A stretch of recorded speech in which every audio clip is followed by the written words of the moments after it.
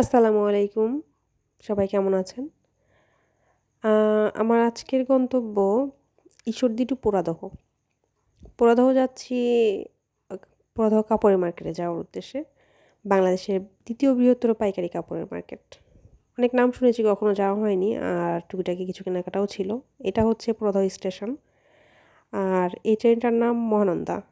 আমি এই ট্রেনটাতে এসেছি, তবে আসার সময় ভিডিও করতে পারিনি। কারণ লোকাল ট্রেন আর অনেক ভিড় ছিল, এজন্য ভিডিও করতে পারিনি। এটা হচ্ছে পোড়াদহ কাপড়ের মার্কেট। একেবারে স্টেশনের পাশেই মার্কেটটা। এখানে সব ধরনের কাপড় পাওয়া যায়, পাইকারি এবং খুচরা ২ ভাবেই বিক্রি হয়, যে যেভাবে নিবে।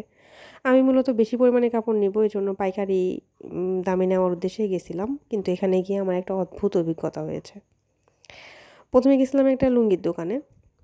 তো যে দোকানে যাই, মার্কেটে যে দোকানে যাই, উম কোনো কিছুর দাম জিজ্ঞেস করলে দাম বলার আগে তারা আগে জিজ্ঞেস করে যে নিজে নিবেন, নিজের ব্যবহারের জন্য নিবেন না বিক্রির জন্য নিবেন?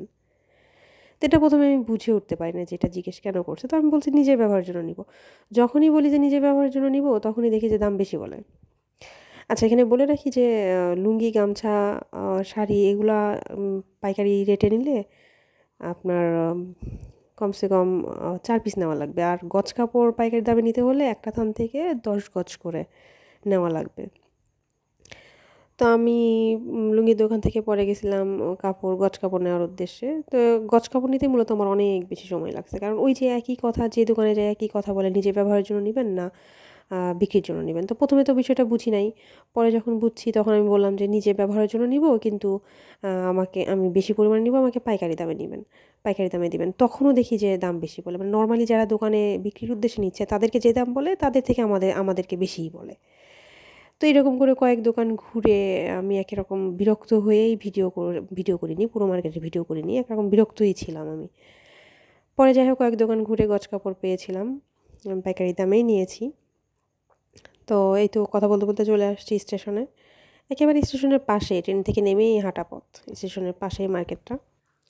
যারা ওই মার্কেটে যাবেন তাদের জন্য পরামর্শ হচ্ছে যে আপনারা দোকানদারের সামনে নিজেদের ব্যবহারের জন্য এই কথাটা উচ্চারণ করবেন না। আমি ভালোভাবে খেয়াল করে দেখেছি যে এটা বললেই তারা দাম বাড়ায়া বলে। তো যাই হোক কেনাকাটা শেষে স্টেশনে আবার চলে এসেছি। ২:৩০টায় একটা ট্রেন আসার কথা ছিল, সেই ট্রেন আসছে ৪টায়। Rocket express local train always late. যাই হোক সবাই ভালো থাকবেন। ধন্যবাদ।